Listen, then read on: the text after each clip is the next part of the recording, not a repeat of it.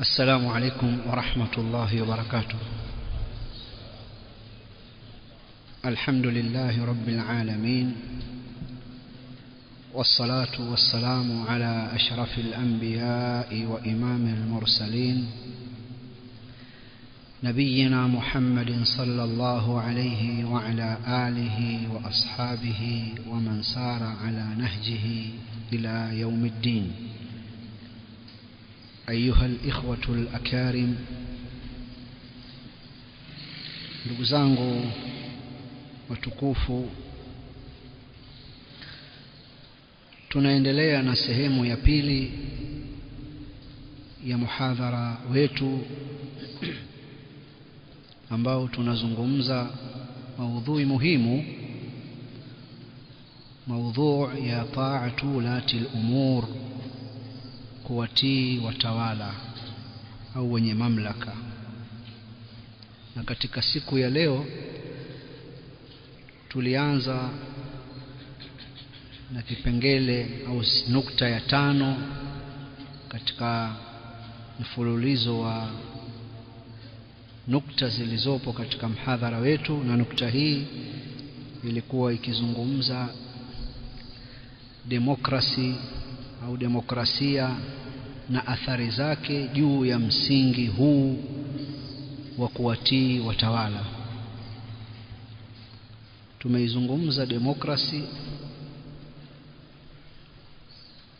na mambo yake na mtazamo wa dini yetu kuihusu. Tukaishia katika kipengele, baada ya kueleza maelezo ya demokrasi, tukarudi katika nukta yetu ya msingi, athari za mfumo huu wa demokrasia juu ya kuwatii watawala. Tukasema katika mfumo huu wa demokrasi, kuikosoa, kuipinga na hata kuiondoa serikali katika madaraka yake huonekana ni jambo la haki ya msingi kwa raia, bila kuzingatia mizani ya maslaha na mafsada. Tukasema kukosoa viongozi hadharani ni haki ya msingi ya raia au mwanasiasa katika demokrasia, sababu mtu anaweza kusema kitu chochote, anaweza kumkosoa kiongozi hadharani, anaweza kumdhalilisha, anaweza kumtukana, anaweza kuchochea watu dhidi yake, na bado kidemokrasia akawa hamna kosa alilofanya. Tukasema Uislamu unasema kukosoa kupo, lakini kukosoa kumewekewa utaratibu maalum katika dini yetu. Kadhalika demokrasi ambayo imeruhusu uhuru wa maoni usio na mipaka umeleta utovu wa adabu na kuvunja heshima ya viongozi na dola. Demokrasi hufundisha kuwa kiongozi ni mfanyakazi wa watu, ni mtumwa wa watu, na hufundisha hivi si kwa lengo la kuleta unyenyekevu na kuonesha kwamba huyu mtawala au kiongozi anatumia muda wake kuwahudumia watu, lakini wao wakilisema hivi ni katika namna ya kudogesha nguvu yake na mamlaka yake, na kuonesha kwamba kwa namna yoyote na wakati wowote watu wakiamua kuyaondoa madaraka yao kwake wanaweza kuyaondoa, kwa sababu wao ndio msingi wa madaraka aliyonayo huyo kiongozi. Na kwa kumfanya hivi kiongozi hudharauliwa, na hudharauliwa kwa mambo mbalimbali. Kwa kufanya hivi kiongozi hubezwa kwa maneno na kwenye mitandao. Kwa kufanya hivi kiongozi anaweza kuitwa majina mbalimbali Nilimsikia kiongozi mmoja wa nchi ya jirani akifanya siasa na kufurahi na watu wake, akiyataja yale majina ambayo wamempa. Aweza kupewa majina mabaya mabaya. Kiongozi anaweza kuchorwa, akachorwa katuni. Kwa nini? Kwa sababu tayari jambo lake limedogeshwa. Limedogeshwa na nini? Athari za demokrasi. Na demokrasi inapovunja heshima ya mamlaka na inapovunja heshima ya kiongozi, inafanya maandalizi ya mapinduzi. Hii ni katika athari mbaya kabisa ya demokrasi katika msingi wetu huu tunaoutaja na kuueleza. Wakati sisi tukifundisha msingi huu, tunakikuta kizingiti cha demokrasi kimekaa mbele yetu kikivunja heshima za viongozi. Kwa hiyo mwanasiasa mahiri, jasiri ni yule ambaye anaweza kusimama akamtaja kiongozi mkuu wa nchi hadharani akasema huyu ni mwizi, huyu ni jambazi, huyu ameiba, huyu. Alafu watu wanamsikia, kile ni chuma bwana, kile akiogopi kile. Mvumilie kupata mawazo tofauti. Kuna vitabu vimeandikwa vinaeleza mawazo tofauti kusimama mbali. Kila mtu kachukua mtazamo wake, taking sides. Kachukua mtazamo. Kwa hiyo mvumilie, kwa sababu kuna mtazamo mwingine. Wakati mwingine inaweza kuwa ngumu watu kuanza kuamini kwamba kwani hivi si jambo baya hili? Kwani si ni kweli kiongozi amewekwa na watu bwana? Lakini kwa nini aibe? Hizi mali zote ni za watu hizi, kwa nini aibe? Lakini wewe uthibitishwa kwamba ameiba huna,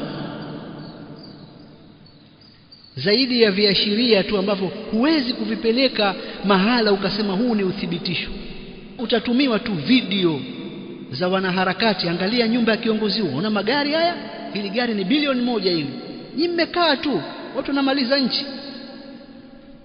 Sasa kwa sababu kule kujipendelea pia kupo na maisha ya watu wanayaona ni mazuri, fitna imeanza hapo. Ndio nasema mkubali kupokea mtazamo tofauti katika haya mambo. Kadhalika katika athari za demokrasi huamsha matamanio ya madaraka kwa kila mtu. Katika demokrasi watu wanahamasishwa kuingia madarakani, kugombea nafasi mbalimbali za uongozi. Vyama vinaanzishwa na vinagombea madaraka. Vyama vinazungumza, vinachochea kupata madaraka. Na watu wanahamasishwa kila mtu atafute madaraka. Kwa hiyo demokrasia inapoufanya uongozi au madaraka au mamlaka kuwa ndoto ya kila mtu, ule ushindani unabadilika kuwa uhasama unabadilika kuwa mapinduzi. Na athari hii imetokea katika nchi zetu mbalimbali, uhasama wa uongozi na kutafuta madaraka. Katika nchi zenye utulivu, vyama vimepasuka, hawa wakenda huku au watu wakagombana, kwa sababu kila mtu ana ndoto ya madaraka. Kwa hiyo ikifika wakati wa kugombania madaraka, kuna watu wanaweza kujitokeza hata 100 wanataka madaraka ya kuongoza nafasi ambayo ni moja tu, rais wa nchi. Kila mtu ataka, ni haki yako. Wewe vipi? Hujachukua fomu? Chukua haki yako. Sasa hali hii ikiwa iko hivyo, kila mtu anapoona hiyo ni haki yake ya kutafuta madaraka, maana yake ni nini? Inapokuwa sote sisi, ndio huu ugomvi sasa. Mpaka katika level zetu za chini huu ugomvi na uhasama, kwa sababu kila mtu anaona ndoto ni kupata uongozi.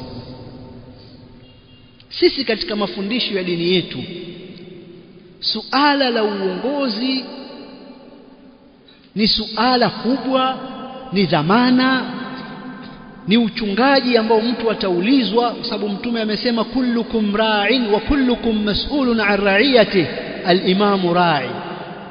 Kila mmoja miongoni mwenu ni mchunga na kila mmoja ataulizwa. Kiongozi ni mchunga na ataulizwa. Wewe utaulizwa nini wewe? Wewe uanze kuulizwa jambo moja baada ya jingine linalohusu raia wako. Wewe utaweza? Kwanza ya kwako wewe mwenyewe utayaweza? Kwa hiyo sisi tunauzungumza uongozi kama ni kitu kikubwa, kama ni masuul, kama ni dhamana, ni jukumu. Na ndiyo maana katika Uislamu suala la kugombea na kuyapigania madaraka halitakikani kabisa. Kwa hadithi za Mtume sallallahu alayhi wa alihi wasallam, moja Mtume anamwambia Abdurrahman bin Samura, la tas'alil imara, usiombe uongozi, kwa sababu wewe ukipewa uongozi kwa kuomba utaachwa nao, utawakilishwa nao. Lakini ukipewa uongozi pasi na kuomba utasaidiwa, Allah atakupa msaada. Mtume siku moja anampiga Abu Dharr, anamwambia Abu Dharr, mimi nakupenda na nakuona wewe dhaifu, usisimamie mali ya yatima wala usiongoze. Bali Uislamu ikiwa unautaka uongozi umeuomba ndio sababu ya kunyimwa. Kuna watu walikwenda kwa Mtume wakamwambia Rasulullah, tutawalishe katika yale baadhi ya mambo ambayo Allah amekutawalisha. Mtume akamwambia, sisi hatumpi kazi hii yoyote aliyeomba wala mwenye pupa nayo. Na hayo ndio aliyosema Sheikhul Islam Ibn Taymiyyah Al-Harrani, kwamba katika siasa tu sharia kwamba uomba uongozi ni sababu ya kunyimwa katika Uislamu. Sasa si nimesema mimi demokrasi imetuchanganya, na ilivyotuchanganya kuna watu wanaipenda katika Uislamu kwa wanatuletea mambo kama walivyotuletea mambo ya maandamano, wakasema Umar ibn Khattab kaandamana. Wengine wakamwambia, wewe wasema vipi bwana, haifai bwana, wakati Nabii Yusuf alipokwenda kwa yule mfalme akatolewa jela, akamwambiaje? Ja'alni ala khazainil ardh inni hafidhun alim, nifanye mimi niwe ni mhazini katika nchi hii, mimi ni mwenye kuhifadhi mzuri na ni mjuzi mimi. Unaona Nabii Yusuf huu ni ushahidi. Waislamu ambao wamepata maji ya demokrasi Bali katika hadithi nyingine ya Bukhari na Muslim, Mtume sallallahu alayhi wasallam asema, hakika nyinyi mnatafuta uongozi, lakini siku ya kiyama itakuwa ni majuto kwenu. Matokeo yake ni nini? Matokeo yake sasa haya tuliyoyataja haya tangu mwanzo, katika hizo athari ziko nyingi, na hizo siwezi kukaa sehemu hii kwa sababu tuna mambo mengi tunataka tuyaseme, mpaka kufikia watu kuona kwamba uongozi na madaraka ni ndoto ya kila mtu, wakagombea, wakafanya uhasama. Matokeo yake sasa mambo haya yote yakahalalisha mambo ya maandamano, yakahalalisha machafuko, yakasababisha uasi wa wazi na nchi zikavurugika. Maandamano ni katika haki za kimsingi za raia katika nchi za demokrasia. Raia wanapokuwa wamechoshwa na jambo, wanataka kufikisha ujumbe wao, basi wana haki ya wao kuandamana. Na sheria ya nchi yetu na ikaweka utaratibu, mkaombe kibali polisi watawapangia njia za kupita, au usiku basi mnapita na maandamano yenu mpaka hapo mlipofika, mnasema, mnaondoka. Maandamano katika nchi za demokrasia yameleta kheri, yameleta kheri. Sasa msizungumze kuhusu nchi zetu kwanza, anzeni katika nchi hizo zinazojiita zina maendeleo makubwa. Yale maandamano wanayataka hasa yale maandamano yale ya ujanja yale ya kupangwa yale ndio yataoneshwa na vyombo vya habari na kusifiwa na hivi na vile. Lakini maandamano ambayo yako kinyume na yale wanayoyataka wao na yatafichua uovu, yale hayakubaliki. yale yatapigwa vita, yale vikosi vitaongezwa. Hivi juzi katika hili sakata tulilonalo zikawa zatumwa clip za kiongozi wakubwa wa askari wa nchi moja huko, sihitaji jina, anavyotoa tahadhari na ukali kwa waandamanaji. Ukifanya hivi utakutwa hivi, ukifanya hivi utakutwa hivi, ukifanya hivi kumpiga polisi basi aga kabisa kwa familia yako, utoa urithi. Ya ukweli ile, si mliona ile? Hajaleta kheri yoyote. Maandamano ya amani. Maandamano ya amani ya wapi? Maandamano ya amani watu wakifika kule, jasho tulimewatoka jingi, wamekunywa maji mengi, wamewatia faida watu wenye viwanda vya maji. Basi tumeona watu wapita na mabango yao, wakifika kule wamesema pana faida. Hakuna faida. Ili yawe na faida yale maandamano lazima yawe na vurugu, watu wavunje, waibe, waoneshe uasi na nini. Hayo ndio maandamano. Kama yaliyotokea juzi, wala hatujayasahau, vurugu za ugaidi zikaitwa maandamano, halafu wakatokea viongozi wa dini waongo, wanafiki wakubwa, wanaotaka kuleta hatari katika nchi, ati waunga mkono kwamba ile ni haki ya watu. Waongo nyinyi! Haki za watu, haki ya raia, kwenda kuvunja mali za mtu, kuvunja amani, kuharibu miundombinu. Haki ya raia. Haki ya raia ya vipi hiyo inayovunja haki ya raia mwingine? Hii kwa sababu yalikuwa yana malengo mazuri kwao. Haya yote yamesababisha mambo haya ya maandamano. Katika dini yetu yamekatazwa, na wanaovioni wetu wameyazungumza na wamesema hakuna kheri. Hakuna kheri kabisa, hata yakikubaliwa. Jamani, sasa andamaneni. Sasa sisi watu wazima jamani, twenye heshima zetu, twatoka hapo 200 au 300, twatembea na mabango yetu, twatembea, jasho la tutoka, na maji tumekunywa mengi, tunachupa za maji hapo.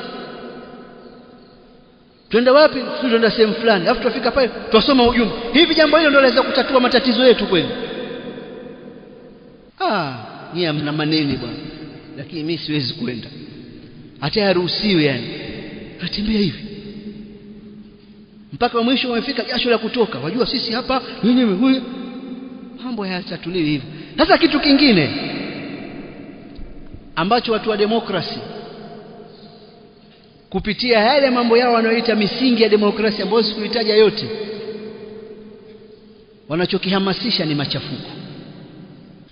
Na wao wenyewe wanasema hizi nchi zetu hizi, bila ya kufanya fujo, kuwa mbishi, basi haki yako uipati.